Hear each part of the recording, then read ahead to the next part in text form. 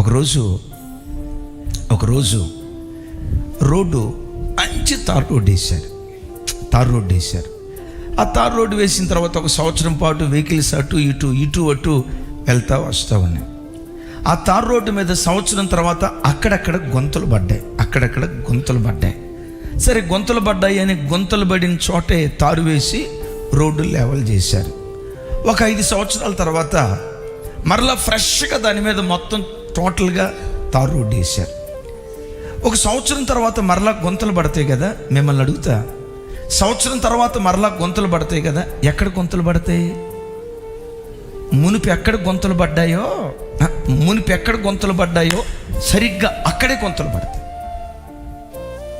సరేలే అని చెప్పి దేవుని దగ్గర ఏడ్చావు, దాన్ని సమాధి చేసావు, మృత సముద్రం లాంటి అనుభవానికి వచ్చావు, బాప్తిస్మం తీసుకున్నావు, ఒక 5 సంవత్సరాలు దేవునిలో నెమ్మదిగా బ్రతికావు. కానీ నీకు తెలుసా, అదే కాముకత్వపు దురాలోచన ఏదో ఒకసారి నీ మీద పని చేసే ప్రమాదం